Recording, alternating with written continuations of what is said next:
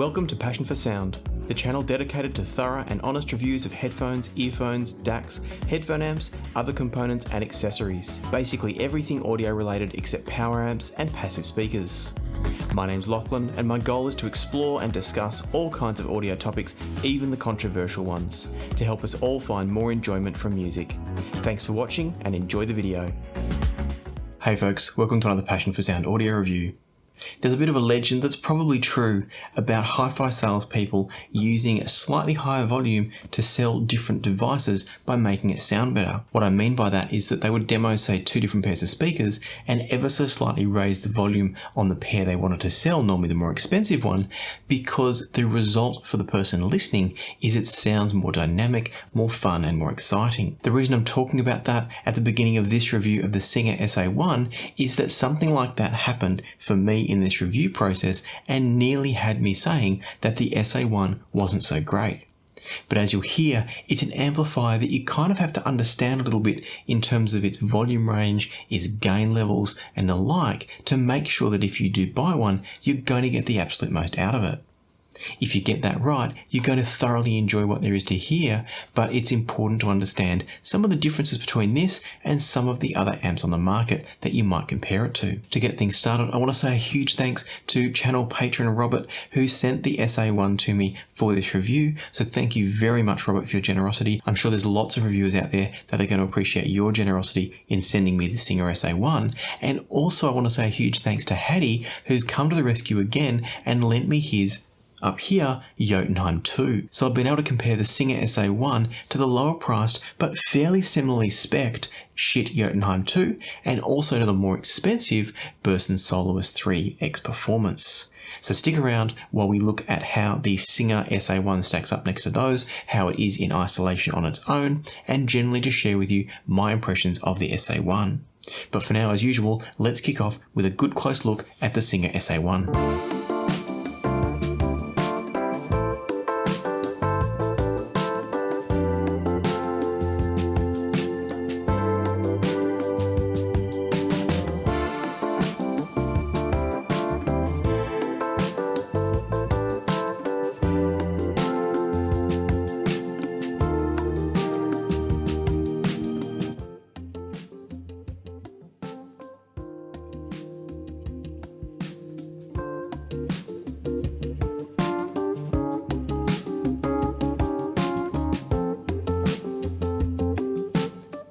So this is a $599 US Class A fully balanced amplifier. It's also a fully discrete design, so there's no op amps going on here. It's all using resistors, capacitors, transistors and the like to produce the sound. As you can see as I hold it up here, it's a pretty basic design. There's nothing too flash going on. It's pretty ordinary square box solution, nothing too dramatic. You'll see in the glamour video, there's lots of switches and inputs on the front and lots of inputs and outputs on the back. So let's start by talking through those a little bit. We've got on the front here a power switch which allows you to move from off. So yes, there's a full off switch shit that's on there for the Singxer, just kidding. It's then got the headphone amplifier output and the preamp output there. So you can switch this between headphone out and preamp out, meaning that you can leave your headphones plugged in and switch over to your active speakers or vice versa. It's really helpful, I find, with actives that are on a standby mode, which most of them these days are, to be able to leave everything plugged in and just flick a switch to change between them. So it's a great design piece that's on there. Moving on, we've then got the input switch between XLR and RCA, and I might throw it in there now. There is zero sound quality difference between the two, which is fantastic. So it doesn't matter if you're using RCA or XLR, you're going to get identical performance from the Singxer SA-1.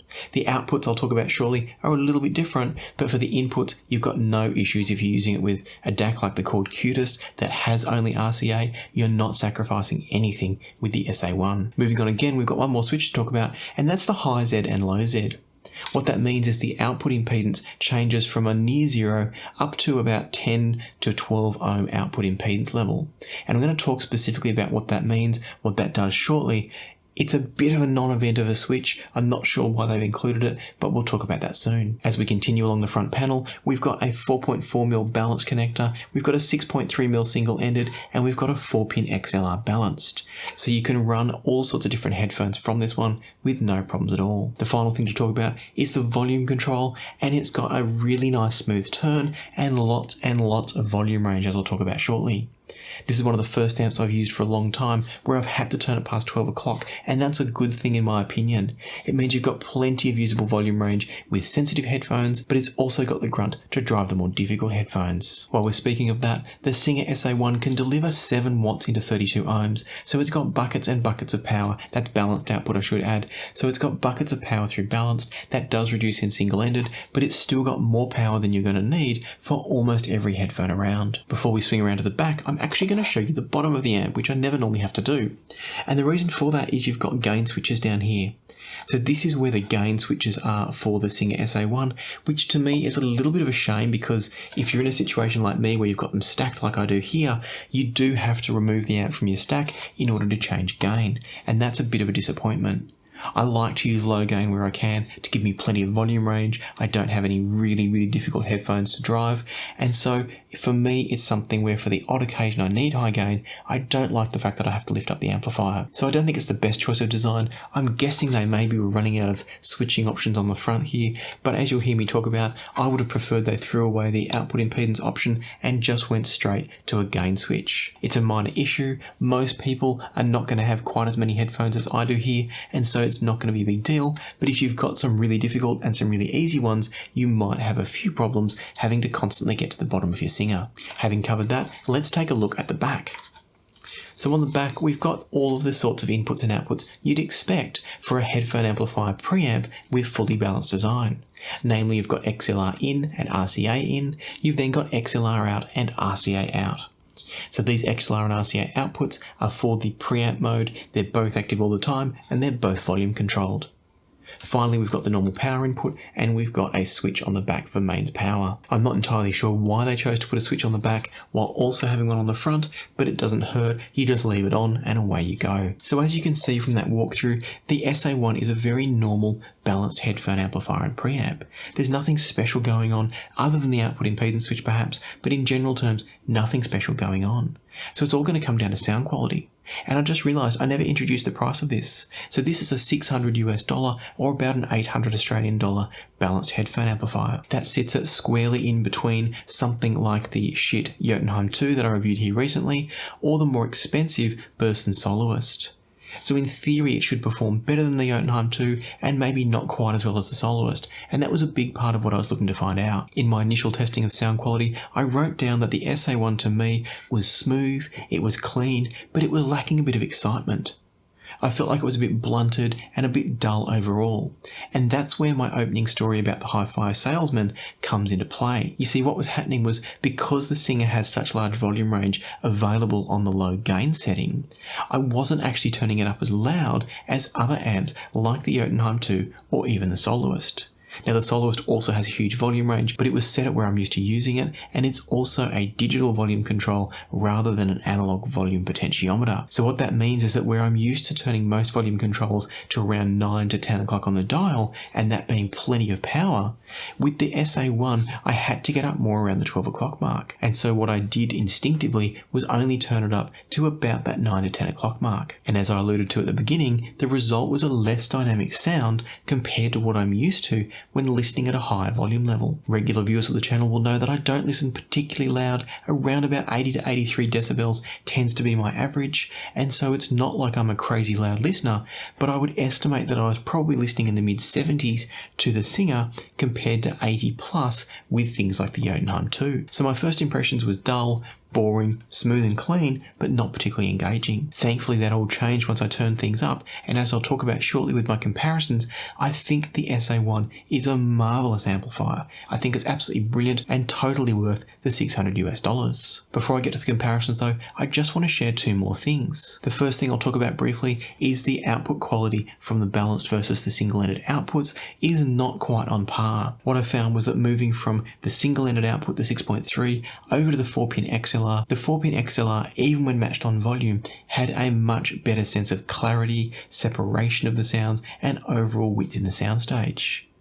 The single-ended output is still good. It's not a bad sound whatsoever, but you can definitely hear the difference that you're getting by going to the fully balanced output. What that means is it's using both sides of the circuit, it's pushing a positive and a negative voltage, so you're getting the full power and dynamics that the amplifier has to offer. My assumption would be that the single-ended output, much the same as some other cheaper balanced amplifiers on the market, is using just half of the amplification circuit, and therefore you're not getting the full quality that it can deliver. I can't stress enough, the single-ended sound is still very good, it's just that balanced is where you're going to hear what the Singxer SA-1 is really capable of, and when you hear that, it's fantastic for the price. The other thing I want to talk about now is to swing back around to this output impedance switch. The output impedance of the Singxer SA-1 is 0.7 ohms through single-ended or 1.4 ohms through balanced, which is normal, so balanced normally has twice the output impedance because it's twice the same circuit. By switching to the high Z or high output impedance mode, you're adding just 10 ohms to the output, so now it goes up to 10.7 or 11.4 ohms,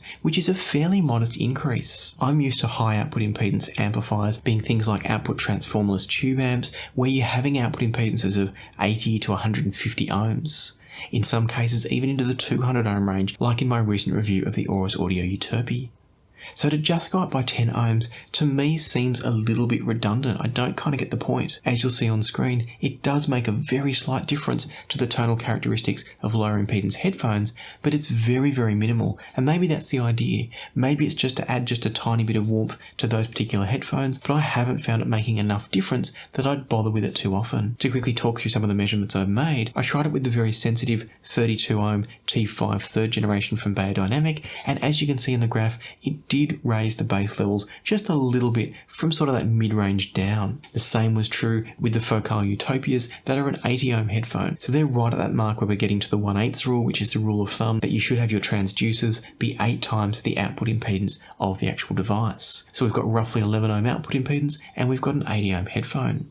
Once again though, you can see that the bass has been increased slightly. Moving up further, I then looked at the Sennheiser HD560S, which are a 120 ohm driver, and now all of a sudden what we can see is that it's making no difference to the bass output. In all of these graphs, I tried to level match as perfectly as I could when I went from low Z to high Z because it does change the output level in terms of voltage, and so what you can see is that whilst the measurements are not always perfectly aligned, almost everything in the treble follows the exact same shape to almost the same level, and things diverge a little bit from the mid-range onwards. So what this shows us is the SA-1 is going to adjust the tonality of headphones below, say, about 100 ohms, but anything over, it's going to have minimal impact, if any at all. Also, just to clarify something that gets talked about from time to time, I put the Sundaras on here, did the same test, and as you'll see, planar magnetics, because they are a permanent resistive load, they don't vary with the movement of the dynamic driver.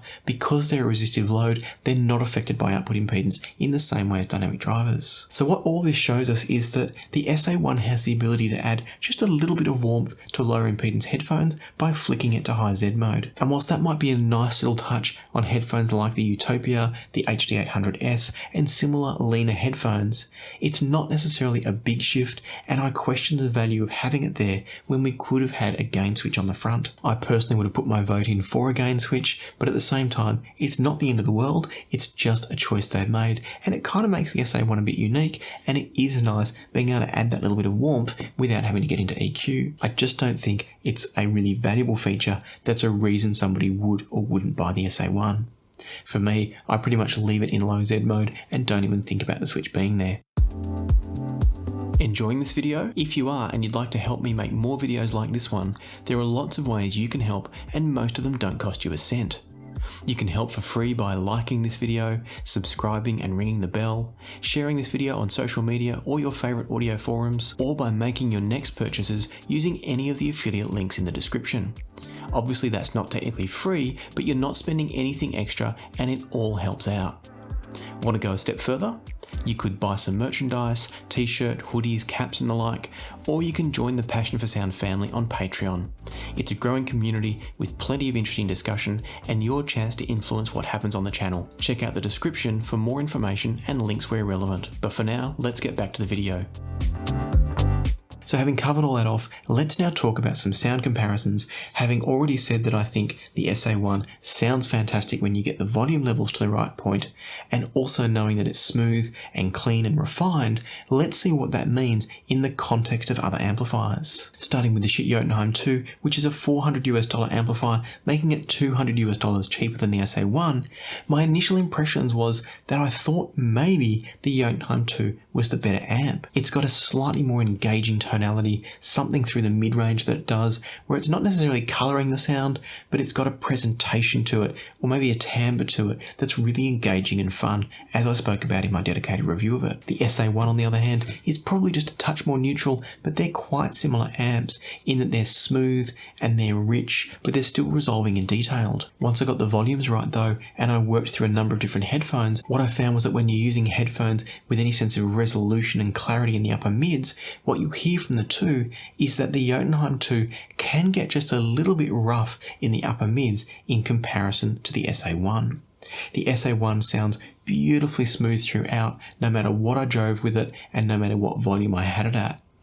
The Jotunheim 2, on the other hand, at normal listening volumes with some headphones, did start to sound just a little bit harsh on some of the upper mid-range. In isolation, the Jotunheim 2 is not bad. It's just that the SA-1 shows a level of refinement that's just a touch higher. I'm guessing that could come down to things like component choices and parts choices, where that slightly higher budget means they might be using a more expensive capacitor or resistor or whatever the component might be in parts of the chain. To be really clear, I think we're spoiled for choice in having either the Jotunheim 2 or the SA-1 available to us at such affordable prices, because you've now got two amplifiers with plenty of power for almost any headphone you can imagine, and also fantastic sound. If your budget's limited, the Schiit Jotunheim 2 is an absolute killer product. But if you've got a bit more budget, the Singxer SA-1 is even better. Both have very similar sense of soundstage, which is to say, it's not huge, but it's good. They provide good resolution, fairly good separation of sound, and a decent sense of depth. The SA-1 pulls ahead slightly, I think, on resolution and detail retrieval, but it's really, really close. And so that led me to a comparison with my trusty Soloist behind me. Anyone who's watched the channel for a while will know that I adore the Burson Soloist. I think it is one of the best solid-state amplifiers on the market today at any price that I've heard. And so the SA-1 really had its work cut out for it to impress me next to the Soloist. What I found in putting them side by side was that I think the SA-1 has a slightly wider soundstage, which is pretty impressive. It doesn't layer quite as deep though, so the Soloist is very good at providing depth in the soundstage and layering in the soundstage, whereas the SA-1 is a little bit flatter. It's still not dead flat. It's much better than some of the op-amp based designs I've tried, but it's not quite as good as the Soloist, which does set a very high bar. The general tonality of the two, unlike the Jotunheim 2 and SA-1, which were very similar, there's a definite separation between the Soloist and the SA-1. The SA-1, as I've already mentioned, is a bit richer and smoother sounding. I'm not going to say it's thick or warm, but it's rich and smooth, whereas the Soloist is a bit more clean, a little tiny bit more analytical, but never getting into any harshness. It's a smooth but very neutral amp. The SA-1 though, I would say, is a smooth and slightly richer sounding amp. I can honestly say, listening to both, I can't decide which I prefer in terms of tonality, because I like the richness and smoothness of the SA-1. It's engaging and enveloping in much the same way the Jotunheim 2 is. The Soloist, though, has its benefits in that neutrality, meaning that it's incredibly resolving and incredibly transparent. And that's really, for me, the thing that separates the Soloist and the SA-1 is the levels of detail and resolution that the Soloist is able to pump out. The Soloist manages to produce a coherent sound, but a coherent sound that is still made up of all sorts of textual nuance, little subtle spatial information that gives you a sense of where all the instruments are coming from in the soundstage. It just does it all magnificently, whereas the SA-1 does it well, but not quite at the same level. If I can steal some feedback that I received from Robert, who was the one that sent me the SA-1 after he bought himself a Soloist, he felt like the Soloist really brought the music to life compared to listening to the SA-1. And I felt much the same as I listened to it. I could really understand what he meant when I listened to the two. The SA-1 is a fantastic sounding amp. It's absolutely brilliant, particularly for the price, but it doesn't quite reach the levels of something like the Soloist that just absolutely invigorates the music with a sense of detail and energy and a lifelike presentation in a way that the lower priced amps just can't do. And that should be no sense of shame for the SA-1 because we're talking $600 here versus $1,100 there, so nearly twice the price. The fact that the SA-1 does so well and that tonally I find it so pleasing up against something like the Soloist is going to show you just how good it is as a $600 amp. So if you're in the market for a fantastic balanced amplifier that's both a headphone amp and an accomplished preamp as well, and yes, I've used it as a preamp, it works beautifully. I've run my BeoLab 3s using the single input output and they're normally really finicky, but I've had no issues at all with the SA-1. It drives them absolutely beautifully and all of the same performance I've described from the headphone stage works just as well on the output of the preamp. So if you're in the market for a headphone amplifier and or a preamp in that sort of $600 to $700 range, and you're looking for a beautiful, smooth, articulate sound, maybe you want some power on tap, but you also want some volume range, this is going to tick all those boxes. I think for me, as much as I love the Schiit Jotunheim 2, I'd highly recommend anybody that has the budget to spend should absolutely go for the Singxer SA-1. The biggest reason being the usable volume range is so much better. It's also got the 4.4mm output, which I think is a bonus, and really the only drawback I can find with it is the gain switches on the bottom. Unless that's a deal breaker for you, this amp should absolutely be on your shopping list. If that sounds good and you want to pick up an SA-1 for yourself, I'll put a link down below through to Apos Audio for those of you in North America. Any purchases there will help to support the channel, whilst also of course not costing you anything more. And if you're elsewhere in the world, I'll put a more global link that you can go and check out more information on the SA-1 and pick one up for yourself. As always, if you enjoy these reviews and you want to see more of them, please hit the subscribe button and the like button to help the channel keep growing and bringing content like this to you. For now though, I'll leave it to the music, so happy listening and I'll see you here next time on Passion for Sound.